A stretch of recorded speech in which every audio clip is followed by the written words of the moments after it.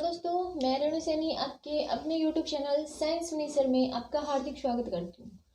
और केमिस्ट्री की क्लास चल रही थी अपनी, और केमिस्ट्री में हमने पढ़ा था उर्वरक। उर्वरक को हमने दो भागों में डिवाइड किया था, जैविक खाद और रासायनिक खाद में। जैविक खाद जो होती है वर्मी कंपोस्ट, मतलब जो जीवों के द्वारा प्राप्त खाद होती है, जैविक खाद होती है। इसके अलावा जो रासायनिक खाद है उसको हमने चार भागों में डिवाइड किया था। वो चार भाग थे, डीएपी था, यूरिया था, नाइट्रोलाइट था और मिश्रित उर्वरक था।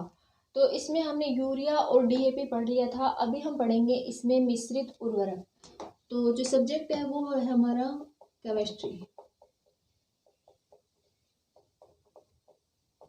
केमिस्ट्री और टॉपिक है अपना इसमें मिश्रित उर्वरक।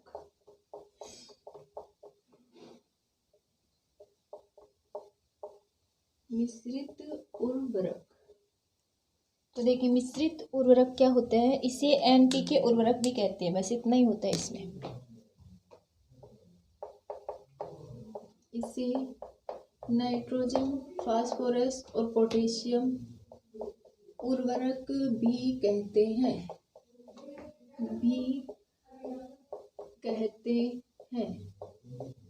ये आपको ध्यान रखना है। और लास्ट और फोर्थ है इसमें नाइट्रोलाइट। इसका प्रकार जो रासायनिक उर्वरक हम पढ़ रहे थे उसका लास्ट है नाइट्रोलाइट। तो नाइट्रोलाइट क्या होता है देख लीजिए। इसका फॉर्मूला CaCN2 इम्पोर्टेंट है, जिसको हम बोलते हैं कैल्शियम साइनामाइड। कैल्शियम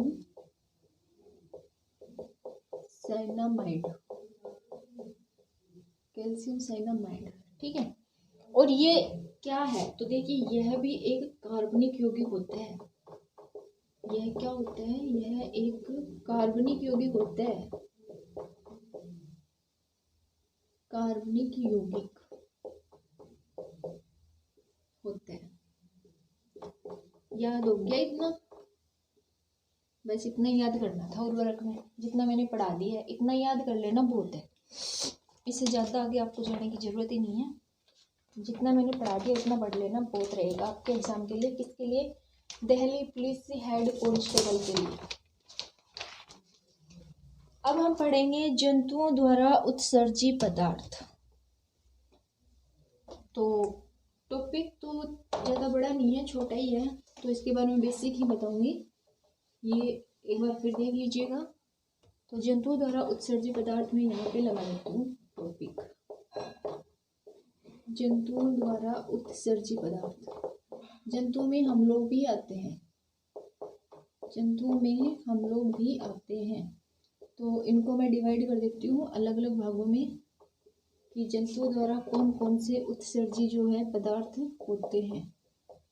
तो देखिए सबसे पहला होता है अमोनिया। तो देख लीजिए अमोनिया, और इसका फॉर्मूला होता है NH3 अमोनिया। दूसरा होता है यूरिया। और यूरिया का फॉर्मूला मैंने बताया हुआ है। और ये सबसे कृत्रिम जो प्रयोगशाला में बनाया गया तत्व जो एलिमेंट है, तत्व है। और इसकी खोज किसने की थी? वो की थी फ्रेडरिक वोहलर ने। इसके अलावा यूरिक अम्ल, सॉरी 4 भागों में, इसको 3 भागों में डिवाइड करते हैं हम, गलती से लिख दिया 4। यूरिक अम्ल ये होते हैं जीवों के द्वारा उत्सर्जी पदार्थ होते हैं। इसके अलावा बहुत सारे डिटेल है, वो आपके काम के नहीं है। जो आपको पढ़ने के लिए जो उपयोगी है वो ये है कि जंतुओं द्वारा उत्सर्जी जो पदार्थ होते हैं, अमोनिया होता है, यूरिया होता है, यूरिक अम्ल होता है, ठीक है। इसके अलावा सर्वाधिक यूरिक अम्ल जो है वो मतलब कौन से जीवों के द्वारा स्रावित किया जाता है? तो एग्जाम्पल बता देती हूँ इसकी। सरीसृप वर्ग के प्राणी होते हैं, पक्षी होते हैं और कीट होते हैं। देख ली, सरीसृप वर्ग के प्राणी, पक्षी और कीट। इसके अलावा जो अमोनिया होता है ये सर्वाधिक किसके द्वारा उत्सर्जित होता है? तो ये होता है मछलियों के द्वारा। और यूरिया जो है, यूरिया तो स्तनधारी, उभयधारी सभी के द्वारा होता है। स्तनधारी उभयधारी, और इसके अलावा मेंढक, उभयधारी मेंढक, ध्यान रखना है। तो जो जंतु द्वारा उत्सर्जित पदार्थ है इसमें आपको ये ध्यान में रखना है और ये कंफर्म ध्यान में रखना है, क्योंकि क्वेश्चन यहाँ से पुट अप होते हैं, बहुत होते हैं। उत्सर्जित पदार्थों में अमोनिया है, यूरिया है, यूरिक अम्ल है। पूछ ले कि सरीसृप जो वर्ग है या सरीसृप वर्ग के जो प्राणी हैं वो कौन से अम्ल का उत्सर्जन करते हैं, तो पता होना चाहिए यूरिक अम्ल होता है। और स्तनधारी या उभयधारी जो होते हैं वो कौन सा अम्ल होता है, यूरिया होता है, कौन सा एलिमेंट होता है, अमोनिया होता है सर्वाधिक मछलियों में। अगर सर्वाधिक पूछ ले तो भी आपको पता होना चाहिए। तो इतना इसमें बहुत है, काफ़ी है। अब हम नेक्स्ट पढ़ते हैं। इसमें देखिए केमिस्ट्री बहुत बड़ा सब्जेक्ट है, छोटा नहीं है। केमिस्ट्री के बारे में अगर पढ़े हम डिटेल से पढ़े तो, लेकिन यहाँ पे एक जो मैं पहला सिलेबस लेके चल रही हूँ सिर्फ एग्जाम बेसिस लेके चल रही हूँ। एक बार कंप्लीट हो जाता है उसके बाद हम पूरा सिलेबस लेके चलूँगी और कंप्लीट बेसिक से। तो देखिए मनुष्य में यूरिया का निर्माण होता है, मनुष्य में यूरिया का निर्माण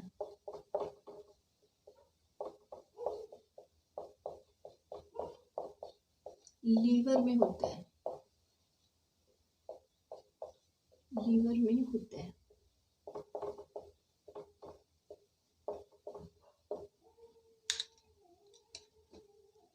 कैसे होता है? NH3 लीवर और ये हो गया यूरिया, ये होता है इसका प्रोसेस। ठीक है। लीवर में कौन कौन से चक्र हैं जो कि लीवर में संपन्न होते हैं? लीवर भी छोटी मोटी चीज नहीं है, बहुत बड़ी चीज है, इसमें बहुत सारे चक्र चलते हैं। तो देखिए पहला यूरिया चक्र, यूरिया चक्र। दूसरा होता है इसमें क्रेब्स चक्र, और तीसरा होता है इसमें ऑर्निथिन चक्र, ऑर्निथिन चक्र। तो ये 3 चक्र होते हैं जो कि संपन्न होते हैं हमारे लीवर में होते हैं। और NH3 अमोनिया जो है वो यूरिया में बदलता है, किसमें? लीवर में बदलता है। नेक्स्ट एक इम्पोर्टेंट बात है वो देख लीजिए कि क्रेब्स चक्र जो है माइटोकॉन्ड्रिया में और क्या बनाता है? एटीपिक अम्ल बनाता है। कि जो क्रेब्स चक्र है ये माइटोकॉन्ड्रिया में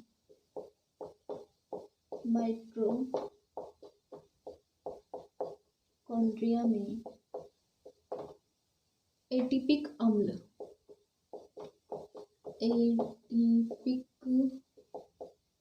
अम्ल बनाता है। अगर पूछ ले कि माइटोकॉन्ड्रिया में एटीपिक अम्ल किसके थ्रू बनता है, कौन बनाता है, तो वो बनाता है, वो किसके प्रोसेस से बनता है, तो बनता है क्रेब्स चक्र के प्रोसेस से बनता है। ठीक है। एटीपी का फुल फॉर्म क्या होता है? देखिए एटीपी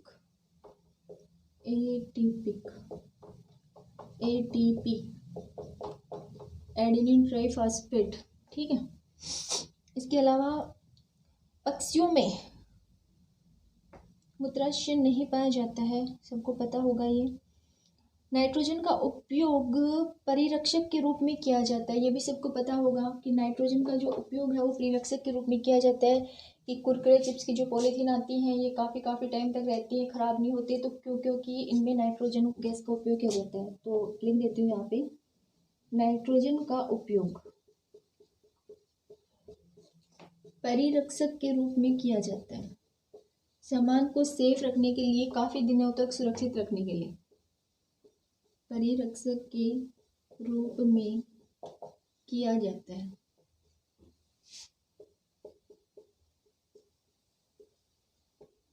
जैसे चिप्स के पैकेट, कुरकुरे के पैकेट, बहुत सारे पैकेट, जो भी पैकेट बंद आते हैं, जो भी सामान पैकेट बंद आता है उन्हीं सभी में इसका उपयोग किया जाता है। ये टॉपिक अपना कंप्लीट हो गया इसका, उर्वरक का, इसके साथ में यूरिया का, क्रेब्स चक्र की प्रोसेस कहाँ होती है? माइटोकॉन्ड्रिया में होती है। इसके द्वारा माइटोकॉन्ड्रिया में एटीपी अम्ल बनता है।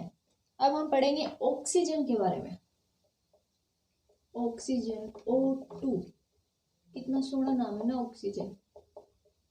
ऑक्सीजन, जिससे हम जिंदा हैं, ऑक्सीजन। इसका जो खोज किया था, खोजकर्ता कौन है, तो वो है Presley. Presley Presley Presley Presley सही है ना, प्रिस्टले। प्रिस्टले ने इसकी खोज की थी। इसके अलावा यह वातावरण की कौन सी प्रमुख गैस है, प्रिस्टले ने खोज की थी। खोजकर्ता लिख देती हूँ, खोजकर्ता, ठीक है। वातावरण की दूसरी प्रमुख गैस, वातावरण की दूसरी प्रमुख गैस होती है। और कमेंट बॉक्स में बताएं कि कितने % होती है, ताकि मुझे ये भी पता लगे कि कौन कौन वीडियो देखता है, कितना देखता है। फिर ऑक्सीजन जो है, इसको 2 भागों में हम डिवाइड करते हैं। समस्थानिक इसके अपरूप होते हैं। अपरूप मैंने बताया था कि एक ही तत्व के बहुत सारे जो रूप होते हैं उनको हम अपरूप बोलते हैं। देख लीजिए ऑक्सीजन, इसके अपरूप समस्थानिक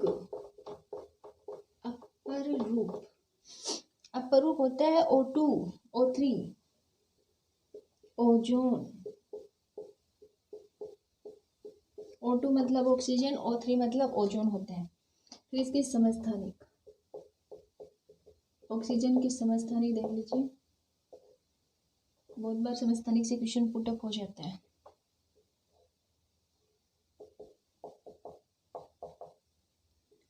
आठ नंबर पे आता है क्या ऑक्सीजन, पता नहीं मुझे, तो आप लोगों को तो पता होगा ना, पढ़ाई करते हो। मैं तो कभी पढ़ाई नहीं करती हूँ। 16, 17, 18 3 इसके समस्थानिक होते हैं। ये आपको पता होना चाहिए और अच्छे से पता होना चाहिए, ठीक है। समस्थानिक।